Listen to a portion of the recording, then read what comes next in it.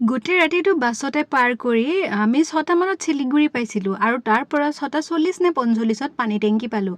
ইয়াতে আমাৰ লাগেজবোৰ চেক হ'ব আৰু চেক কৰিব লৈছে আৰু ইয়াতে ভোটাৰ আইডিটো দেখাব লাগে। ভোটাৰ আইডিৰ বাহিৰে একো বেলেগ বিচৰা নাই, ভোটাৰ আইডিটো জাষ্ট দেখাইছোঁ আৰু চেকিং হোৱাৰ পাছত আমি আকৌ গাড়ীত উঠিলোঁ। যিখন গাড়ীত আহিছোঁ সেই গাড়ীখনে আমাক মেচি ব্ৰিজটো পাৰ কৰাই আগলৈকে ইয়ালৈকে থৈছে আৰু ইয়াৰ পৰা আমি নেক্সট বেলেগ গাড়ীত যাব লাগিব। বেলেগ গাড়ী মানে যিখন হোটেল আমি বুক কৰিছোঁ সেই হোটেলখনৰ দাদাজনে এখন গাড়ী পঠিয়াই দিছে, কাৰণ তেওঁ জানে আমি নতুন আহিছোঁ। তো সেইটো কাৰণে ৰাস্তাত যাতে কোনো প্ৰব্লেম নহয় তেওঁ নিজে গাড়ী পঠিয়াইছে আৰু এতিয়া এইখিনি আমি সেইখন গাড়ীতে যাম।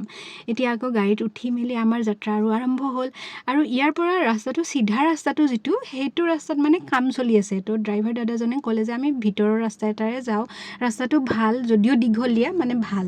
তো আমিও বোলো চিনি নোপোৱা প্লেচ যি কৈছে সেইটোৱে আৰু গৈছোঁ আৰু সঁচাকৈ ৰাস্তাটো ভাল আৰু এনেকৈ গোটেই বহুত দূৰ এৰিয়া এনেকৈ টি গাৰ্ডেনেই আৰু তেওঁ কৈ গৈ আছে আৰু নেপালৰ কি চাবলগীয়া প্লেচবিলাকৰ বিষয়ে কৈছে আৰু ইয়াতে হেনো এটা ডমেষ্টিক এয়াৰপৰ্ট আছে, ইয়াৰ পৰা ছাইডৰ পৰা নেদেখি আৰু ভিতৰত অলপ তেওঁ কৈ গৈ আছে, আমি শুনি গৈ আছোঁ। আমাৰ এটাই ধান্দা হস্পিটেল সময়ত পাব লাগে, বাকী ফেমাছ প্লেচৰ বিষয়ে শুনিবলৈ নাই। লাষ্টত আমি গৈ পালোঁ 9:30 মানত গৈ পাইছোঁ হোটেল আৰু 10টা মানত হস্পিটেল আহিছোঁ। আহি দেউতাৰ টেষ্টবিলাক কৰালোঁ, কৰাই গম পালোঁ যে দেউতাৰ আই প্ৰেছাৰটো বেছি আছে, তো আজি অপাৰেশ্যন নহ'ব আৰু এনেও ছেটাৰডে গৈ পাইছিলোঁ, তো সেইদিনা অপাৰেশ্যন নহয় আৰু মানে ডক্টৰ বেছি দেৰিলৈকে নাথাকে, 12টাৰ পাছত নাপায় আৰু তাৰপাছত ছানডে মানে আমাৰ অপাৰেশ্যন হ'ব। তো নেক্সট এটা ব্লগত লগ পাইছোঁ, বাই বাই।